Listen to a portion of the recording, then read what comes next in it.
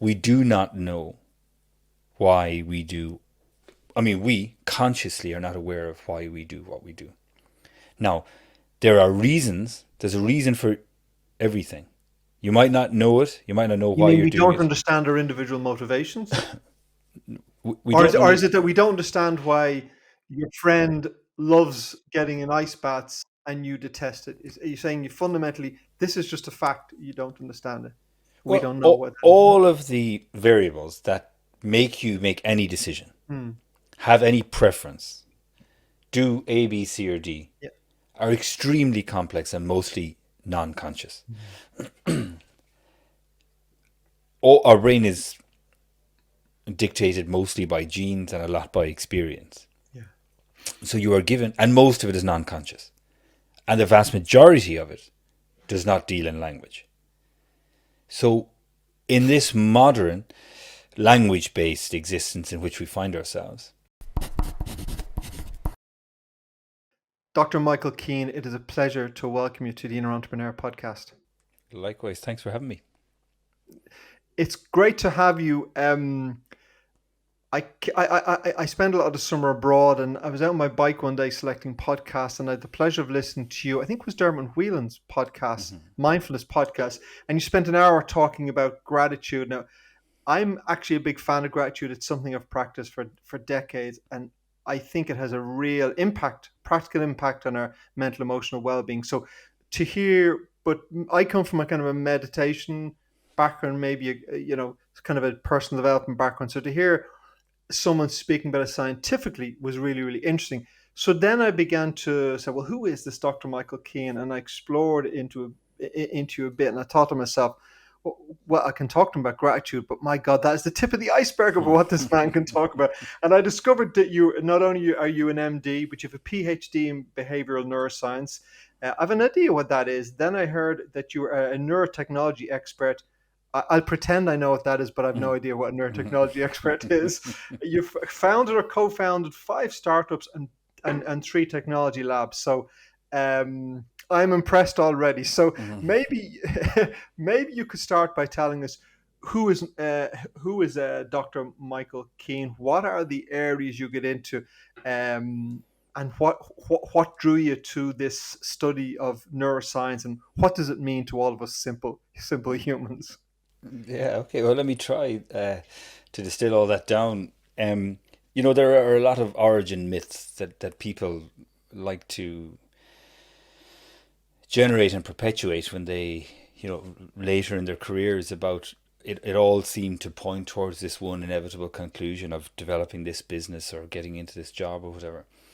Um, and there is no kind of linear formula. I would suggest that defines any person's identity. But certainly, for, like if I think about it from a professional perspective, um, the thing that struck me in the 90s when I was studying psychology, I remember being in a lecture where the lecturer spoke about EEG, electroencephalography, basically measuring, putting sensors on your head and measuring brain activity while people were sleeping. And they went through all the kind of parameters that describe the different stages or whatever. And what they were told us about was if it's a very predictable sequence of things that happen when you're asleep. Stages one, two, three, four. You have to go through them in sequence. You have stages 3 and 4 are deep sleep. You have to go from to get in then to the subsequent REM sleep after stage 4, which is where we dream. You have to have gone through stages 3 and 4, and you cycle through that sequence: stage 2, 3, 4 REM, 2, 3, 4 REM, as the night goes on. If you are sleep deprived, certain standard predictable things happen in terms of the sleep that you make up. And I remember, I mean, I can't say I remember too many lectures from the 90s, but I remember thinking about this thing that happens when you close your eyes and then you wake up and it's gone in an instant. And nobody can ever really report anything from it except sort of subjectivity and dreams and all that kind of stuff. And yet here we have this tool which gives us an insight into our brain. And then you find out things like when you're in REM sleep, when you're dreaming, your EEG signal, your brain signal, looks exactly like when you're awake. Your eye movement, rapid eye movement, the REM, where it gets its name, the eye movement is exactly the eye movement you would get if you were watching that scene that people report in their dreams. So your visual cortex is active, your brain is fully active, like you're awake, except you've got muscle paralysis. And that, I think, was the spark that started my interest in the broader field of what we call psychophysiology, the translation of, or the crossover between psychology and physiology. And if I can get sort of philosophical about it for just 30 seconds, the two basic tenets of psychophysiology are that all human experience, emotion, thoughts, memories, etc., are embedded and embodied phenomena. They're in here somewhere. They don't exist outside of you. They're somewhere in this kind of physiological entity. That's the first tenet of psychophysiology. So you're The going to second, have to say that again for me. So I lost that a little bit. So say that again, so please. if you think about the two principles, the first principle is all your thoughts, your experiences, your emotions, your memories, your feelings, your intuition, all these psychological phenomena are Are in here. internal. They're Yes. Okay. the term they use in the Mhm. principles are they're embedded and embodied phenomena. They're in here. Yeah. And the second principle is the responses of this corporeal entity, the responses of this thing can reveal those psychological principles. In other words, if you measure the body in the right way, you should be able to understand the psychological principles. And that was the thing I became interested in. So that's why So when I you say went you on. measure that, you mean when you measure the body, it reveals to you what's going on Exactly. inside. You understand what's going. Does that mean even if the individual is unaware of it, It it's revealed? mostly is when the individual is unaware Okay, of it. so the individual may be unaware of it, but you can measure them, and now you can reveal the states they're actually in, whether or not they think they're in it or not. I mean, think of most physiological processes, you are not aware of them. We're not Yeah. aware of how we digest food, or how we regulate heart rate variability, or how we regulate insulin production and release from the pancreas. We're not aware of any of that. It just happens. But you measure your body. In medicine, we take bloods, do whatever, do scanning, Mm. imaging, and that reveals some process, right? But that's a physical measurement for a physical entity or for a physical outcome. Mm. Psychophysiology just says you can do the same thing for psychological principles. So an easy things is measuring EEG, and that reveals something about sleep, which is still a physical thing. But measuring heart rate variability or heart rate gives you some insight into anxiety. Mm. That's a very simple example. So I would say for the last 25 years, that's been the guiding principle of what I've been doing, is trying to understand, and particularly from the neck up, trying to understand what these signals mean. And this is, I mean, it's a fully fledged branch of science in neuroscience.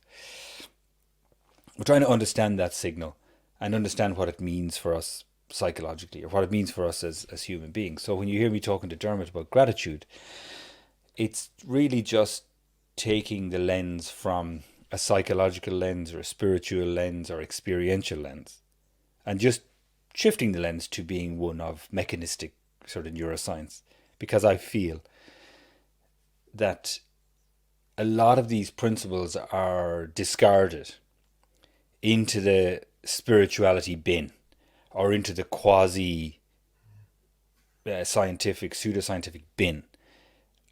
And if I was to say there was one thing I am most passionate about, is the translation of these kinds of phenomena via scientific language for the public, or for people in general. So one of the things that has fascinated me in the last couple of years doing this podcast, because we spoke before, and I obviously invite people on where because the conversation is going to be interesting to me, and and I have no background in neuropsychology or anything like that. I left school at 18, decided I wasn't suited to study, and it was probably a wise decision. But I have over, I have in those 4 decades obsessed. I mean, I've meditated since I was 18 years of age every day. I'm obsessed with studying meditation all over the world. I've been to India. I'm obsessed with personal development study. A lot of stuff, and I'm obsessed with spiritual study as well from a personal interest point of view. So it has been an obsession for four decades, and even so I've learned some stuff along that road. And what fascinates me in recent years, as I speak to experts, is that a lot of what psychologists, therapists, neuroscientists, experts in this field, a lot of what they talk about, they explain when they explain something to me, I go, "Oh yeah, that makes sense." In other words, they seem to be explaining what I have been taught and trained in, but not in scientific language. And a lot of the studies of mindfulness and all these spiritual teachings that people pass away as woo woo, and then you get a doctor on going, no, we've studied this, and this is how it works. It reminds me, and I can't remember the author of the book who wrote a book a number of years ago called Why Buddhism is True.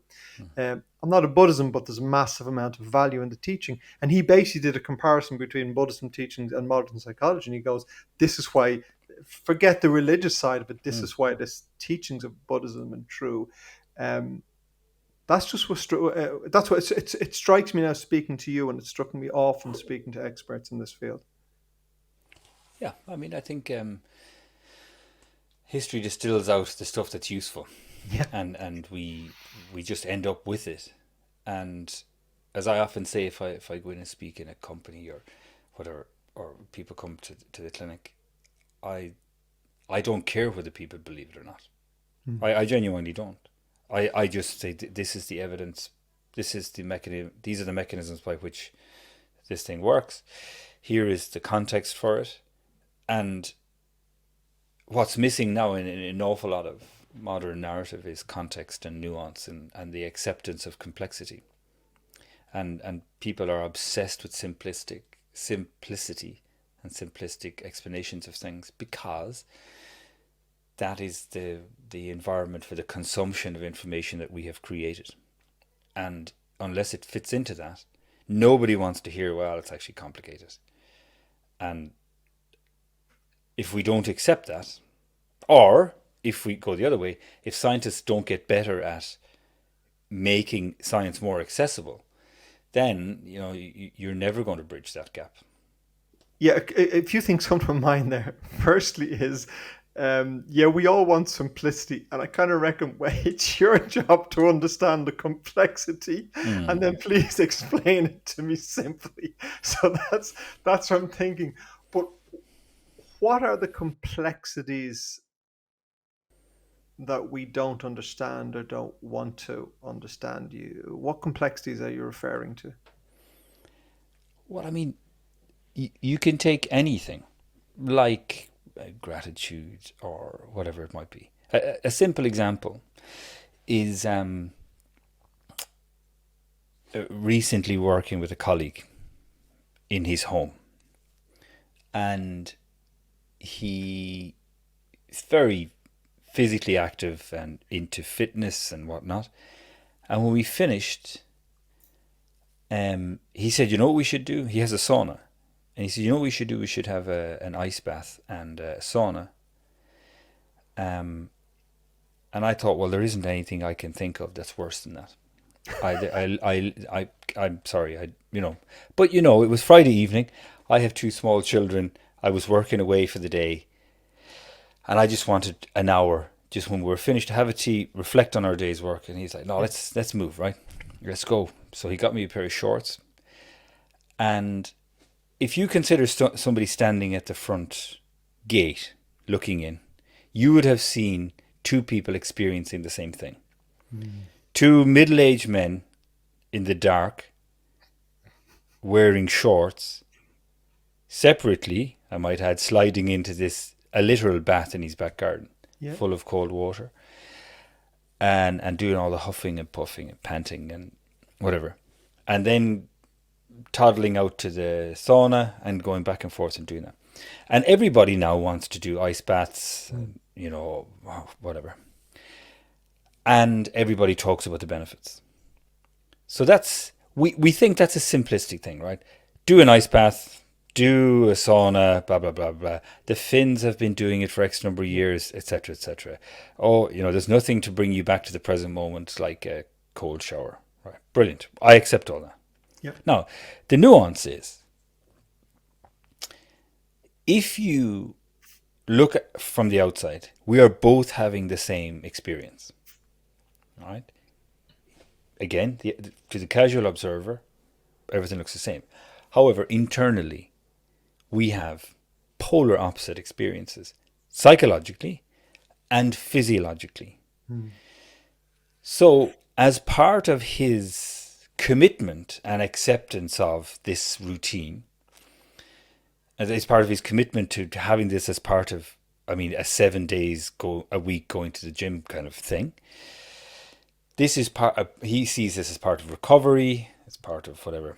And I mean, I don't think anybody really enjoys it, but he kind of really embraces the benefits of it. Whereas I'm standing there very reluctant. I don't want to do it. I'm stressed by it.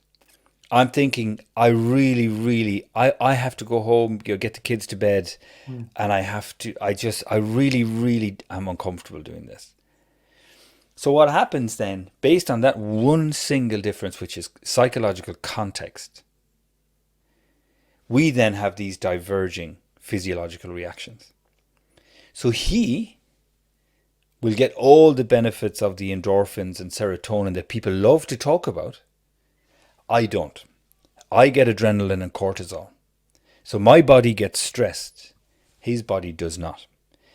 So that is a good example of where one simple psychological state completely changes the physiological reality. And if you're recommending ice baths to people and they're doing it and they're doing it because they should, or they're embarrassed not to, or oh, like I know Paul's doing it and oh God, I should be doing it. The effects are not the same. And you can say the same thing for gratitude. You know, real gratitude is different to a begrudging gratitude. You get different physiological processes in place, and you get different behavioral outcomes that come from different types of gratitude. So I don't know exactly how I have steered clear of social media and all that kind of thing because I maybe I just don't have the courage to sort of put that out into the world and have to read comments. I mean I just don't have the courage or the appetite for that. Um and I don't know whether I should or whether I should say to people, well look, I'm going to write this in long form. Come in and read it, and if you don't want to read it, then tough. You know, I refer back to your earlier point about whose job is it to either create or consume the content. I think there's a massive depth in what you said there. Firstly, I had already planned that after this, and you'd be delighted that we're remote because I had already planned that after this I'm going to have a sauna and ice bath, which is So I don't have true. to. Yeah, you're yeah, we're many miles apart. You don't have to. So out in my garage, I have had for years. I have a sauna and I have an ice bath set to about 3.5 degrees. Um, my wife has never been in either, and nor would she go anywhere near them. And we've adult sons. One of them lives in London. When he's home, he loves it.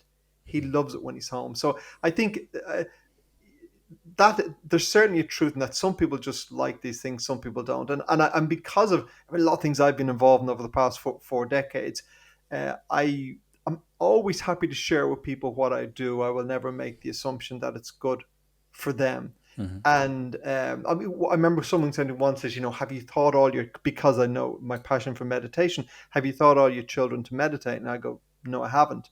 They go, well, why not? I go, because I meditate in their presence, which means they know that I get up every morning and I meditate, and they know I meditate several times. So they know when they lived with me as children, this is my father's practice, and then hopefully they witness as a result of this my father. How does my father operate, and then they can make the decision for themselves. But I will never I will never make the assumption that what is an essential part of my life has any value for anyone else. But I think the really important thing there, I'm also thinking, is because this is where a lot of stress comes from people, I believe, is for whatever reason, as obviously, a very intelligent individual, you put those shorts on and got in the sauna instead of saying, mate, you know, forget it. I'm not doing this. When I look at for some reason, I don't know, for some reason, my wife describes this about me. It's not true, but she says to me she's the only person I know who doesn't give a shit what anyone thinks of me. It's not true because I am a human being, but it's true 97.5% of the time. It never crosses my mind what someone else thinks of me, and it's obviously just the way my brain is wired. So it makes less. So in that situation, I most definitively would have said, "Mate, I hate saunas. I don't give a flying fiddlers. I'm not getting in a sauna." But I think so.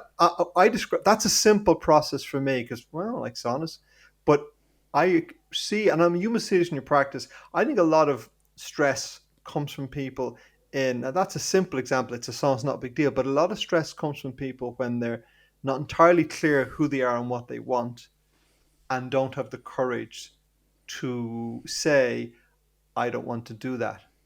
Maybe I'm reading too much out of it, but I think it's a really important part of people's stress. Yeah, I mean, I think that's very fair. And social pressure is very real and it's very Yeah, powerful.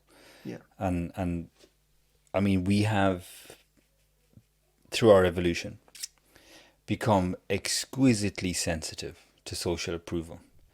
And that's a very simple, again, a very simple origin for that. I mean, if Mm. you were socially disapproved of, that was very risky. You died. When, well, You, yeah, because you needed the resources and whatnot.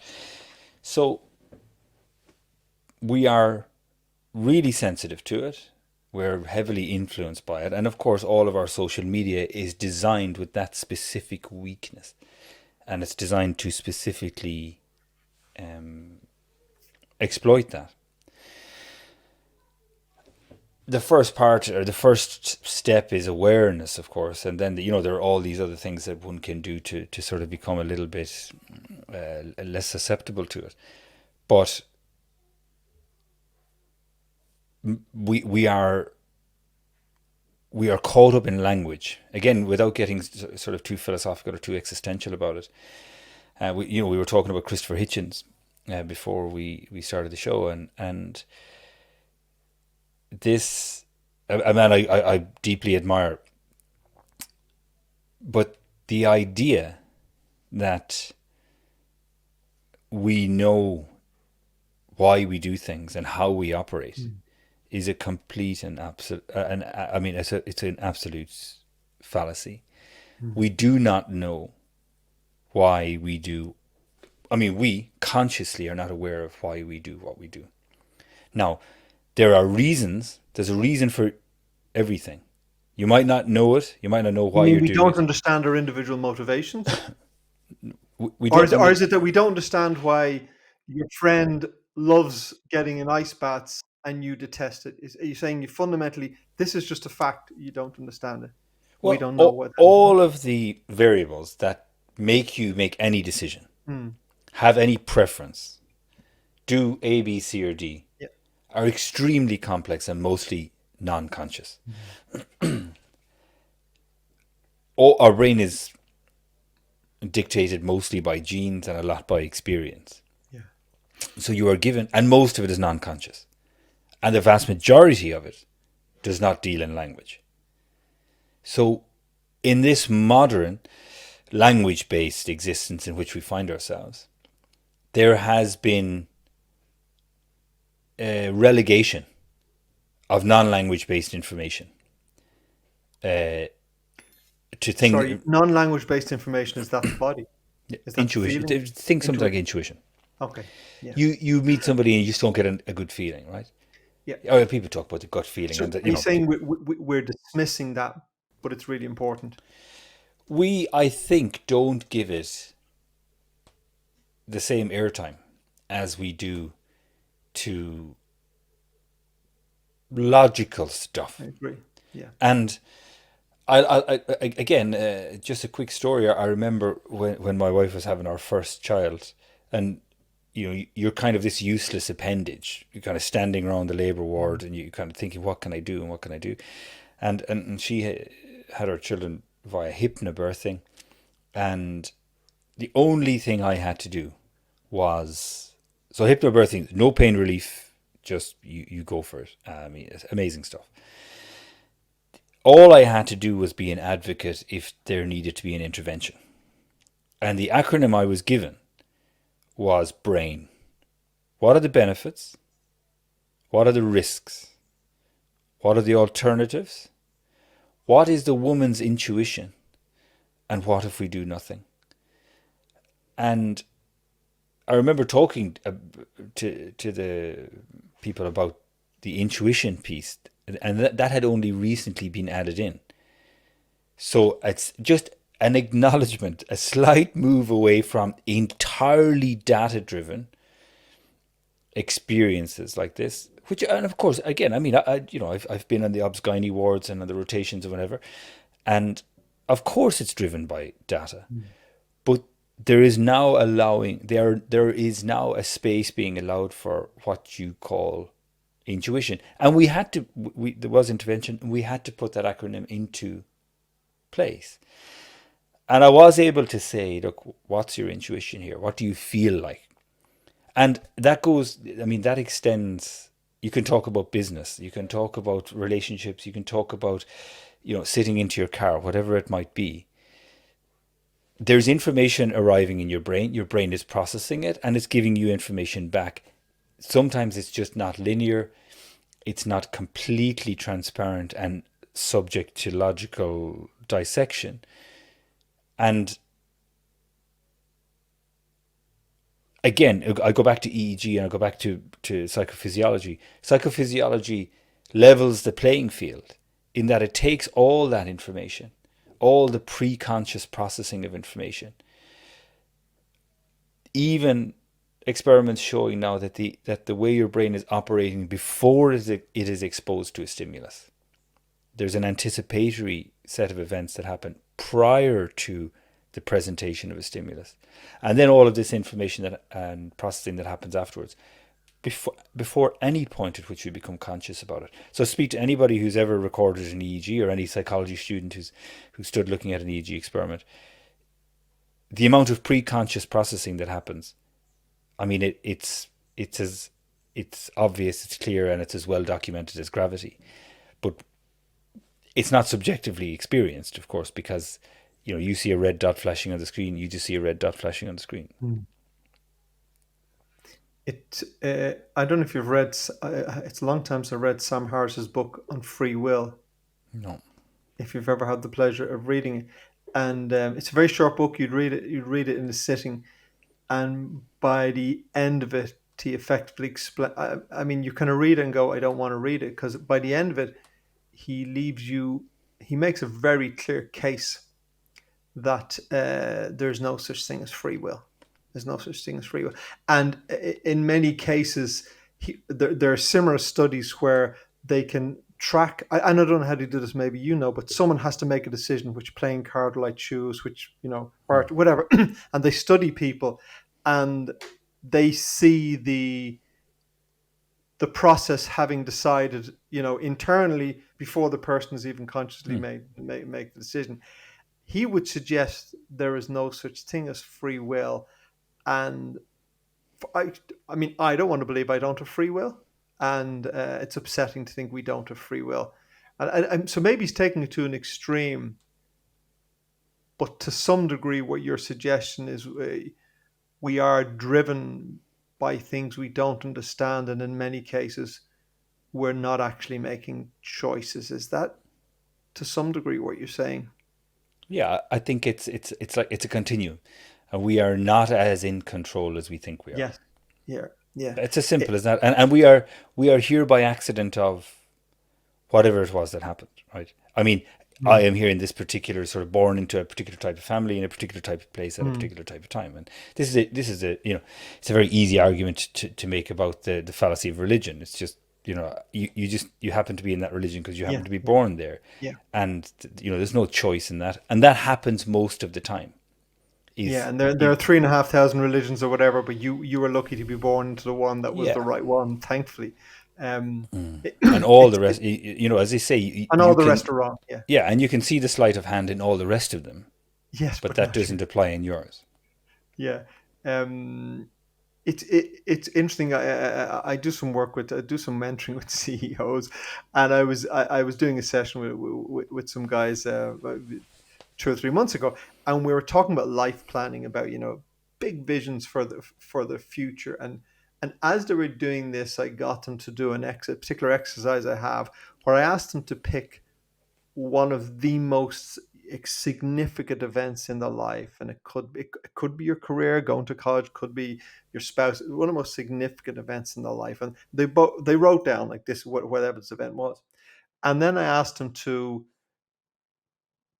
just track back to when the event that initiated that, and keep going back, kind of a breadcrumb trail to when that decision was made. So it was, well, I walked into a bar, and I saw this woman, and I felt love of my life. Okay, great. So how did you end up walking into that bar? Well, I walked into that bar because Michael rang me on Friday night and said, I would I go for a drink? Okay, so if you've never met Michael, I met Michael because So they began to trace back all of the events that had to happen and it was actually it's funny when I do this, it always works out so much better than I expect, because people are astounded. And one of the guys told an amazing story, and he traced back an event to 90 years. I mean, literally, now, he's 45, but he went back. He was able to go back and go he was able to go to a tremendous act of kindness that his grandparents had shown to somebody, which led to a chain of actions, which led to a very positive outcome for him 90 years later. And the reason I did the exercise was to kind of go, guys, it's a wonderful thing to have a positive vision for your life. It's a wonderful thing to plan your life. But when you look at the most important events of life, you have to go, oh shit, I Mm, had nothing to do with it it's it's my intention was that it would be freeing for people to go, I should mm. have the vision, but what Yeah, influence do I and really have? you don't want people to sort of give up and say, No, no, no. I'm just kind of floating, bobbing along on the sea of life. But I think But you if want to you take some pressure off. yeah, and dispense with this idea of you being entirely in control. I mean, our Yeah. our perception of causality is so fundamentally flawed. Our Yeah. perception of risk is completely and utterly skewed. 90% of drivers think they're better than average. Yeah. We are just, we have absolutely, we have no real sense of probability or anything like that. And one brilliant experiment I often refer to is this concept of luck, right? People consider themselves to be lucky or unlucky, or I never win anything, or whatever it is. And an experiment was conducted whereby two matched groups of people were recruited to a study. Part A of the study was in this room, part B of the study was in this room. And to get to part B, they had to walk a corridor or walk through another room. And there was a, can't remember whether it was a $20 or $50 bill left on the floor. And of those people who considered themselves lucky, more than 80% saw it. And of those people who consider themselves unlucky, fewer than 10% of them saw it. So, I mean, that's just one nice illustration of the fact that something you attribute to an external source is actually internal. We go back to the psychophysiology thing. I mean, it's a you see these biases in psychology all the time. I mean, I was thinking about this morning. Fundamental attribution bias. So I live here in Marino, and there are parts of the it's a lot of higgledy-piggledy street. So if you drive, you often have to kind of pull in and let somebody pass. So Mm. there's a lot of kind of zigzagging and whatever. And there are these accepted kind of social rules around it. Yeah. So, I'll let one or two cars go, and then somebody will eventually say, okay, you know what, you've done enough now. I'm going to Right. let you go through, and there's a back and forth, right? And I'll sometimes have the kids in the car or whatever it might be. But if somebody lets me through, I'll always give them a wave, right? And Mm. most people will always give a little wave. Now, in that instance, if somebody doesn't wave, we tend to attribute that negative action to them personally. They are a bad person. What an asshole, whatever. Mm. If I don't do it, I tend to attribute it to external events. So the Yeah, boys were your asking me to business, change. whatever. Yeah, Yeah, yeah. the boys were asking me to change the song. Oh Jesus, I was just caught up in the Yeah, moment, yeah. whatever it is. Da da da da da da. I was thinking about the NCT, and I thought, oh shit, sorry, I forgot. So that's a very simple example Mm. of a very common bias we have. Mm. Somebody opens the door of a car in a car park, and some litter falls out. If it happens to me, it was completely by accident. Mm. If it happens to somebody else, I can't believe they would do that. What a horrid Mm. person. If I see them inside in the shop, I'm like, oh, this is terrible. And I interpret everything they do as terrible. So we are so rife with biases, so rife, it's so easy to manipulate, so easy to drag. We are being dragged around by the nose, and this is just getting worse and worse and worse as we submit all of our attentional resources and our opinion making to the big social media groups and people and whatnot. We have handed it over, and they suck out of us our greatest resource, which is our attention. I mean, it is by far and away. When I did my PhD many years ago, it was on caffeine. Coffee was the second most widely traded commodity back then after oil. Mm. I mean, now by far and away the most valuable, I don't know whether it's a commodity or whatever you call it, is human attention.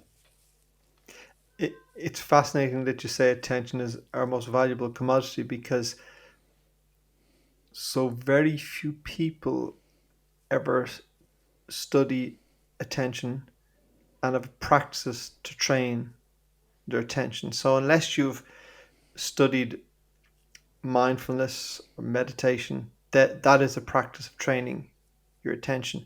I have a book behind me, maybe you've read it, called Dan DePandy, called I think it's called The Unwavering Power of Focus or something. And it's a really really good book because he talks about this ability to focus our attention. And I think if we give that away, I mean, I suppose even if we don't give it away, we don't know what's driving us. But if we give our ability to focus, if we give away our attention freely, we don't take control over that. And we've given away everything. Hmm.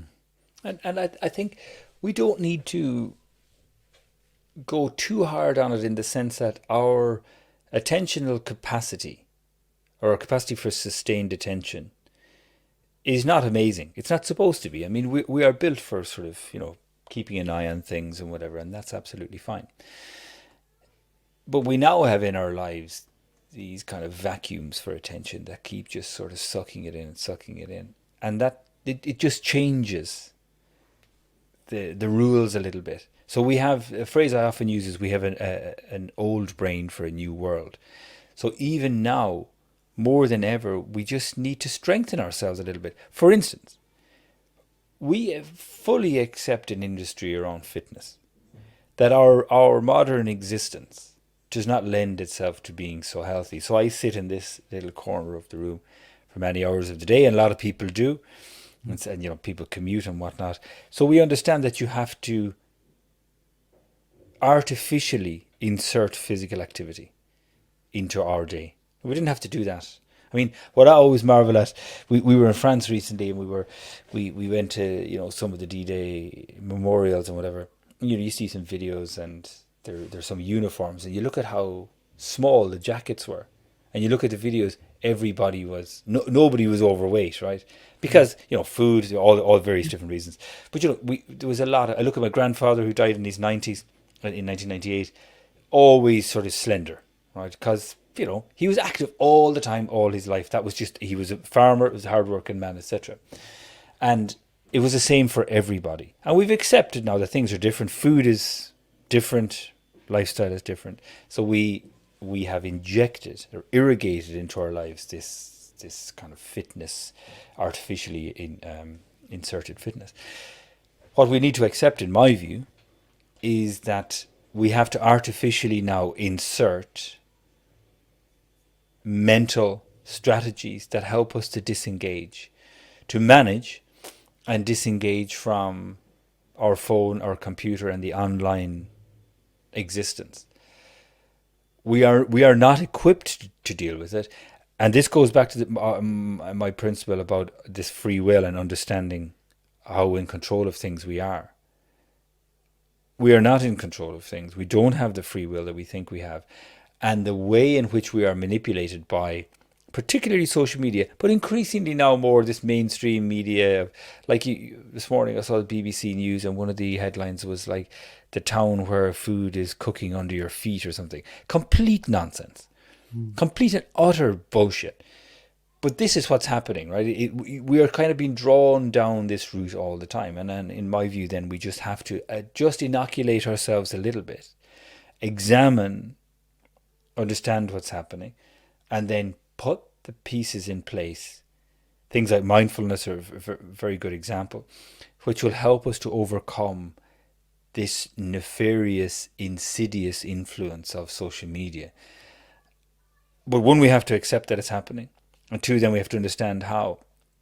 And for me, it's the reason I talk to people about the mechanisms of gratitude or the mechanisms of attention or the mechanisms of mindfulness is that we take it out of the spiritual bin or the bin of, well, that's not for me, and put it into the bin of, well, this is actually reality and something you need, and this is how it works, and it's okay. Yeah, I agree with you entirely because certainly because how long I've been involved in meditation in the early days, long before people like John Kabat-Zinn and MBSR, mindfulness based stress, also things, meditation was a very spiritual, religious thing, and I think now mindfulness has turned it more into a tool. And I do. I mean, I'm certainly passionate about meditation. There's no doubt about that. But it suits me, and but I do see. I was speaking to someone about this recently who's no interest in it, and then shared me that his mind was effectively never stopped. Like he's going, no, I can never shut my mind off, and which, I mean, the mind is not. I don't think you need to try and shut your mind off. But point about it, his mind is a crazy place for him, and yet no, mindfulness meditation is no value. Didn't see the connection in two, which is akin to me to being I'm overweight and unfit, but why would I exercise? So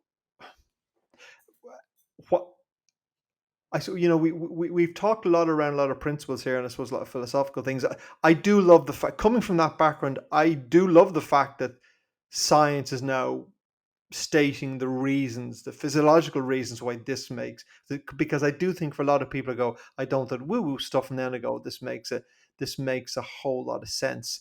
Um, can we talk a little about the lifestyle change? I mean, changes that people need to make, and what steps can they start bringing into their life that will begin to take them in a healthier, sustainable direction? Yeah, it's a fair point. Um, and I defer to people like yourself and other experts in mindfulness and meditation on this one, but people often talk about, sort of refocusing on their body.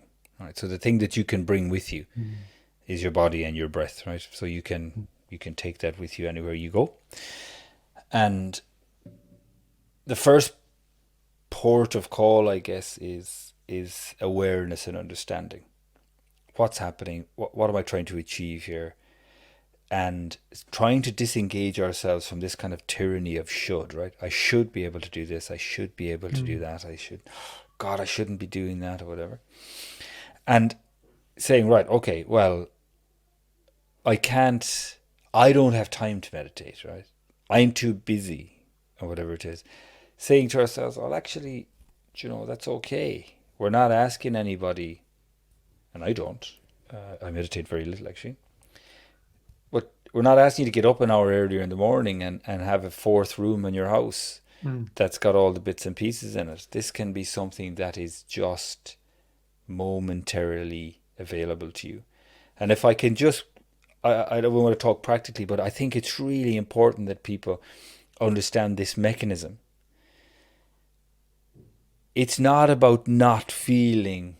If you want to be stopped being pushed around by your environment creates emotions or events internally or externally create emotions, and then emotion creates action, right? And that's brilliant, right? If kid runs out in front of you, you're driving, you get this, you bang on the brakes, right? And you get the shock, and that's brilliant, right? What we need to understand is that emotions are extremely powerful and extremely quick. They are built to be overwhelming because of the secrets in the name emotion. It's trying to get you to move, to do something: anger, fear, rage, disgust, whatever it is. They're extremely powerful. They're full body, they're brain and body, and they're extremely quick. So we talked about it a second ago about pre-conscious processing of information. By the time you get your neocortex, the sort of the most developed bit, online, it's about 100 milliseconds after the event. Information arrives into your brain at point zero. Within 2 to 8 milliseconds, the muscles in your neck are activated. Mm. So you've got this black and white security guard that basically activates you. Then a long time later, you become conscious of it. So actually, by the time you're conscious of something, the emotion's already happened and it's already influencing your behavior. And the way your limbic system interprets it changes the data that gets up to your cortex anyway. So you're never getting unfiltered, clean data. The reason I make that point is when people talk about meditation and mindfulness, the interpretation often is that I shouldn't feel angry. Yeah. I shouldn't feel scared, anxious, afraid, disgusted, whatever. All I would say to people is if we can begin to understand the difference between not experiencing, which is nonsense and impossible, to not reacting.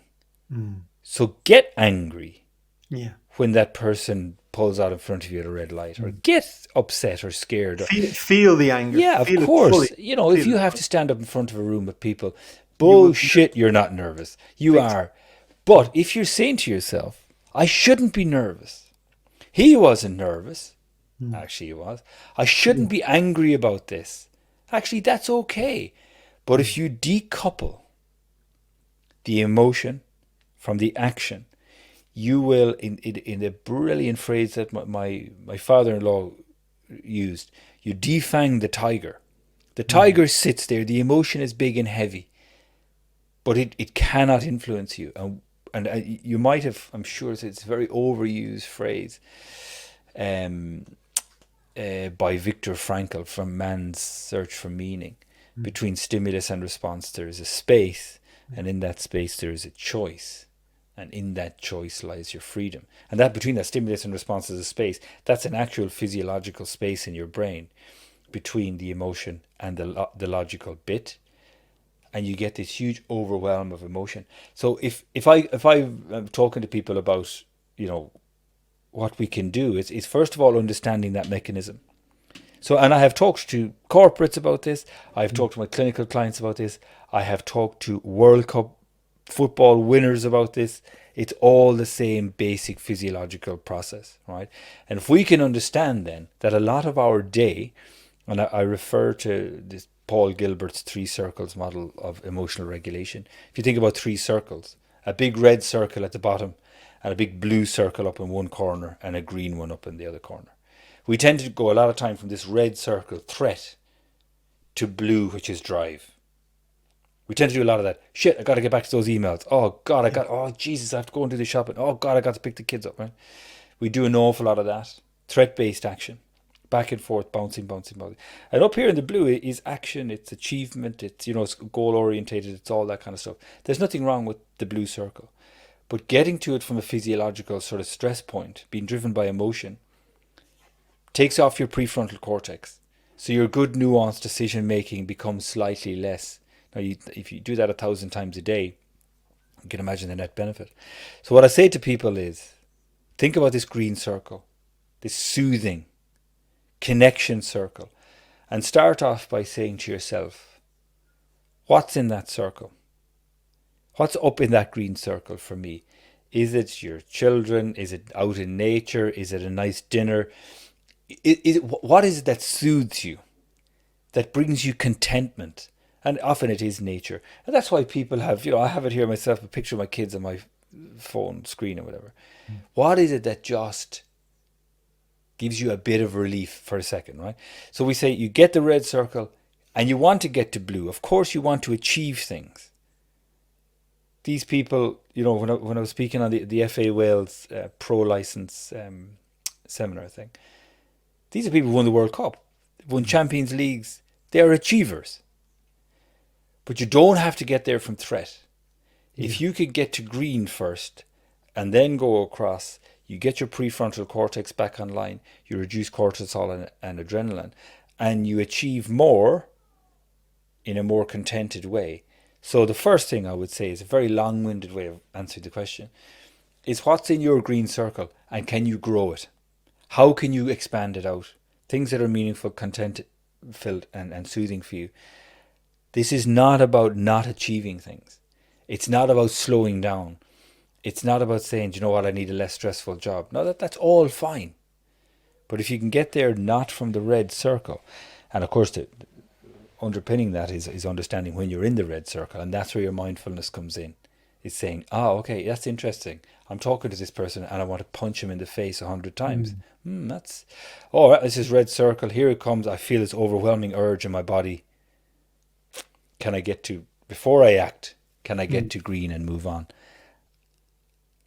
And the more you practice that decoupling of emotion from action, which the very process of mindfulness and mindful meditation facilitates by strengthening connections between the prefrontal cortex and the limbic system, the better you get at it. You'll never feel emotions less.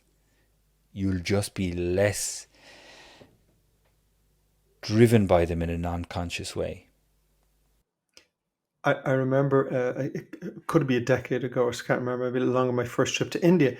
And at the time, I already had a practice maybe going on 30 years. But so on the first day, and this young monk tells us that the meditation practice is just to sit noticing our body and nothing else. So we did that. And I remember practicing that and going, this is interesting. And I remember thinking to myself, I got so much benefit of just sitting, noticing what was going on in my body that when I came home, I continued this. And I thought, what, I'm going to just, for the next couple of weeks, I say it's a decade or more ago, I'm going to just, every time I meditate, I'm just going to notice what's going on in my body. And eventually I knew that I would be done with that and I would move on. I've yet to move on. I've yet to move on from that simple practice. I mean, so my practice now is mostly my med, just know what's going on in my body. But what that has led to for me is that when you're in this red and everyone gets, I don't care if you've been meditating for 100 years, something happens. But because of this practicing notice my body, the first thing I notice is the flare in my body, my heart, or whatever. And I notice it, but I recognize it, and I recognize it. And when I recognize it, I go, it requires my attention. So my attention goes now to what my attention sits with that, or my awareness sits with that, not with the reacting process. So my attention sits with that. And when your attention sits with that, it tends not to last very, very long. So I don't jump out into the reactor. So it can be, it's made me not a reactive person. But the reason I'm sharing this for people who are maybe new to this is that in the early days of moving to that non-reactive, it was extraordinarily difficult. I mean, I would notice this and I'd want to have a go at you or whatever. And it would be literally like holding back this. I mean, it wasn't, oh no, it was blissful. It was literally like gripping on for dear life. But as I did that, I began to realize, oh, I have more. Slowly that eased out. So it's a practice. I always feel that this ability, Deepak Chopra calls it the gap. This difference between the surging energy and the reaction.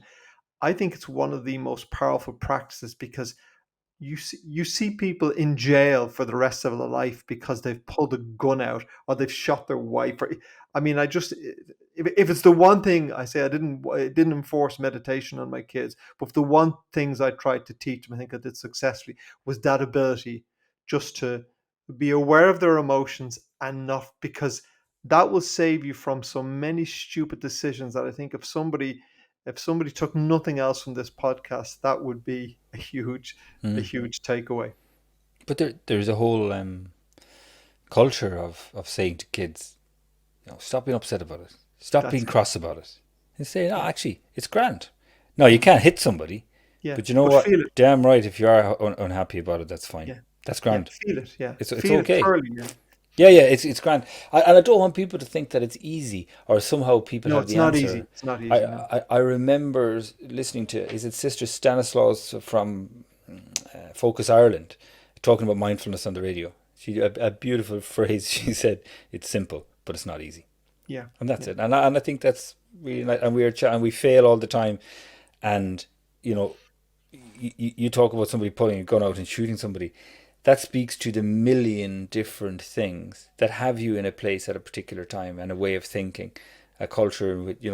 The soup we in psychology and neuroscience we think a lot about the soup that's in our head, and actually we probably should be thinking a little bit more about the soup outside, what it is we exist in, and we don't understand really all of the influences that get us to where we are. And I remember talking to a psychiatrist once when I was doing a psychiatry placement about being working class.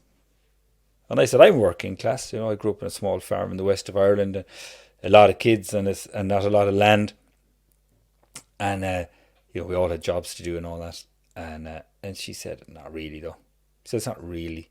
She said, she said, I bet you had a place to do your homework every night. And she said, I bet that was the priority. Even though you had farm work to do and you had Mm. farm work to do in the evening and farm work to do in the morning, the weekends, whatever.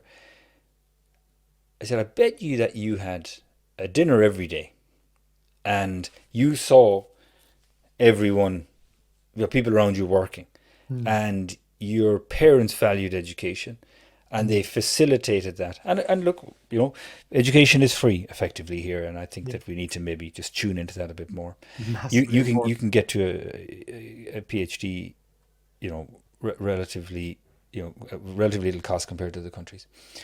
But the privilege that people arrive at the door with, we are not aware of. So I Mm. wasn't, I mean, I remember sitting in Summerhill here in Dublin, and I remember thinking, Jesus, yeah, all that stuff that just existed, that I took for granted. Yeah. A place, and like I remember we had a door of like a kitchen unit door from we got a new kitchen and built a new kitchen, and the carpenter brought two samples, and I don't know, they picked sample A and he left the B sample behind, and we had an armchair and you could turn that door upside down and put it on the armchair so it sat like a table. And I remember we would all do our homework in that kind of various Mm. states of that. So there wasn't a lot of space, but there was space to do it, there was time to do it, you were Mm. made to do it, you knew the value of it, everything around you pushed you in that direction. So we are not aware of that. Mm. And I think, I read that brilliant book by Katrina O'Sullivan recently, Poor, and she speaks to that so passionately and so eloquently and brilliantly. The idea that somehow people choose to go in or not to go in, Mm. or to be this way or to be that way. There are so many layers of influence In around our us environment. yeah, that you are just born into. Yeah. And how do you open your eyes to that? I mean, I don't really know, but The thing it's about it, interesting, man. it's fascinating because when you think back that far, that environment to some degree, with a value on education, etc., to some degree allowed you to become a doctor and a PhD Mm. and to go and help and influence other people. And possibly, if you'd grown up on a farm where your parents didn't give a toss about education but wanted you out milking cows, maybe you would have had a very different life. And It's it, people need to be a bit more humble about this yes, I think so. Yeah, yeah, and say, you know what? Arnold Schwarzenegger spoke about it very passionately. That this concept of the self-made man, yeah, yeah, that it's not a thing. yeah, yeah. You are influenced by everybody around you and everything around you. It comes back to this breadcrumb thing I spoke about earlier. That when you think the biggest moment in your life, you trace it back. You go, "Oh, it was nothing to do with me." It was Yeah, you are a small part of this thing for you were which a you have small, taken full credit. which you've taken full responsibility. I'm sorry, Paul. I have company. You've company anyway. That's quite all right. Very welcome. And I'm very conscious that you've also a car test to head to. So, I want to thank you very much for your time. Um, It's a pleasure. the conversation could have gone on for another hour. It was fascinating, and I really do appreciate your time.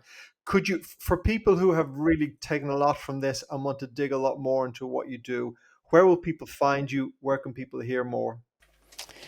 I guess the starting point. I have my own website. It's drmichaelkeane.com. Michaelkeane.com was gone, so I had to put the dr in front of it to try and make it. That's not sort of blow my own trumpet. And If you're a then doctor, you deserve to put it there.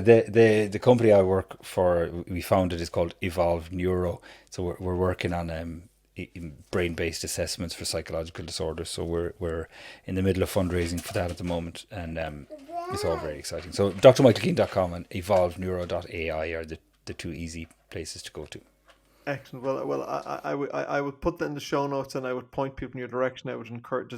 There's a lot to be learned there, a lot of wisdom. So, Dr. Michael Keane, I'll give you a full title. It's been an absolute pleasure. Thank you very, very much. Likewise, thanks for the invite, Paul. Appreciate it.